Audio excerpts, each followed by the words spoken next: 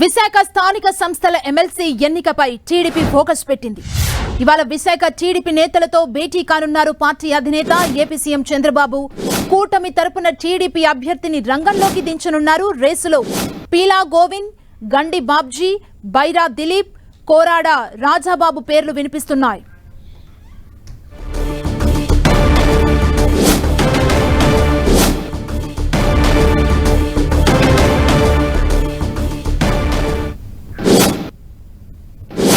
విశాఖ స్థానిక సంస్థల MLC ఎన్నికపై TDP focus పెట్టింది. ఇవాళ విశాఖ టీడీపీ నేతలతో భేటీ కాబోతున్నారు పార్టీ అధినేత ఏపీ సీఎం చంద్రబాబు. ఇదే అంశానికి సంబంధించి మరింత సమాచారం మా ప్రతినిధి రవిచంద్ అందిస్తారు.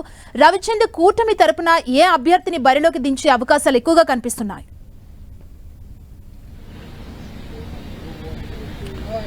సుమా, టీడీపీ అధినేత ముఖ్యమంత్రి చంద్రబాబు ఈ మధ్యాహ్నం విశాఖ జిల్లాకు సంబంధించిన సీనియర్ నేతలతో సమావేశాన్ని ఏర్పాటు చేశారు. విశాఖ స్థానిక సంస్థల ఎమ్మెల్సీ అభ్యర్థి ఎంపికపై కసరత్తు జరుగుతుంది. ఎవరికి ఈ స్థానాన్ని టీడీపీ కూటమిలో భాగంగా టీడీపీ అభ్యర్థి నిలబడతారని క్లారిటీ ఉన్నప్పటికీ అభ్యర్థి ఎవరనేది కొంత క్లారిటీ రావాల్సి ఉంది. ఏదైతే ఇప్పటికే జిల్లాలో నేతలంతా కూడా సమాలోచన జరిపారు, కానీ తుది నిర్ణయం కోసం అధినేత వద్దకు వస్తున్నారు. విశాఖకు చెందిన కీలక నేతలంతా కూడా మధ్యాహ్నం చంద్రబాబు దగ్గర జరిగే సమావేశానికి హాజరవుతారు. అక్కడ ముఖ్యంగా 4 పేర్లు వినిపిస్తున్నాయి. ఎందుకంటే మొన్న సార్వత్రిక ఎన్నికల్లో ఏదైతే పొత్తులో భాగంగా జనసేనకి బీజేపీకి సీట్లు కేటాయించారు విశాఖ జిల్లాలో. ఈ నేపథ్యంలో టీడీపీలో చాలా మంది త్యాగం చేసిన నేతలున్నారు. ముఖ్యంగా గండి బాబ్జీ ఇప్పుడు విశాఖ పార్లమెంట్ అధ్యక్షుడిగా ఉన్నారు. ఆయన పేరు కూడా ప్రధానంగా రేసులో వినిపిస్తుంది.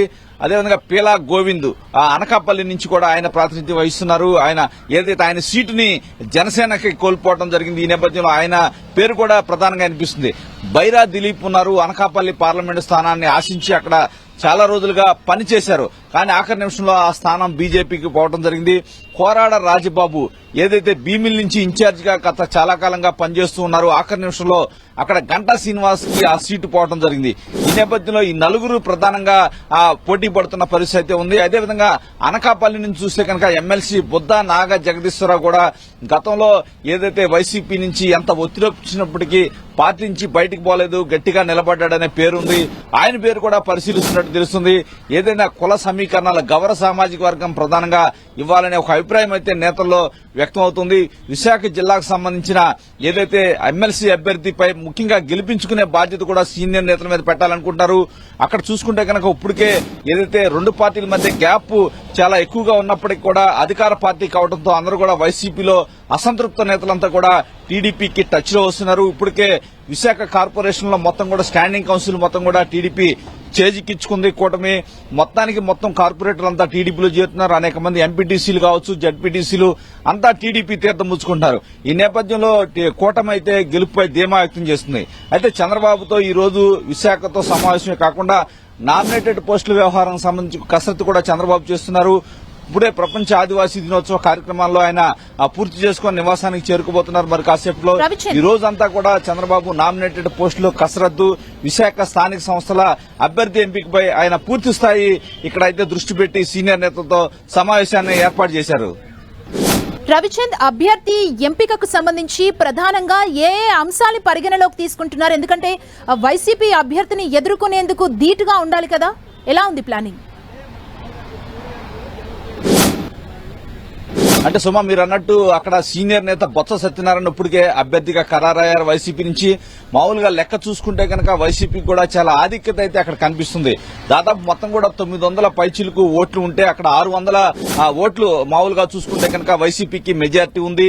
టీడీపీ కూటమికి 225 మాత్రమే ఉన్నాయి. కానీ ఇప్పుడు పరిస్థితులు చూస్తే కనుక ఆ పార్టీ అధికారంలోకి వచ్చిన తర్వాత, టీడీపీ వచ్చిన తర్వాత ఏదైతే వైసీపీ నుంచి అందరూ కూడా టీడీపీలో చేరుతున్న పరిస్థితి కనిపిస్తుంది. కూటమి ఫుల్ జోష్ లో ఉన్న నేపథ్యంలో అక్కడ ఉమ్మడి విశాఖ జిల్లాలో ఉన్న వైసీపీకి చెందిన స్థానిక ప్రజాప్రతినిధులందరూ మూకుమ్మడిగా టీడీపీలో చేరుతున్నారు. ఈ నేపథ్యంలో గెలుపు సునాయాసంగా ఉంటుందంటున్నారు. వీళ్లు చూసుకుంటే కనుక పీలా గోవింద్ ప్రధానంగా గట్టి అభ్యర్థి అవుతారని కొంతమంది నేతలు సూచిస్తున్నారు. అదేవిధంగా గండి బాబ్జీ కూడా చాలా కాలంగా అవకాశం రావటం లేదు. అతను కూడా చాలా సిన్సియర్ గా పనిచేస్తున్నారు. అందువల్ల గండి బాబ్జీ పేరు కూడా ప్రధానంగా వస్తున్నారు. అయితే కుల సమీకరణలో ప్రధానంగా ఇక్కడ చర్చకు వచ్చే అవకాశం ఉంది.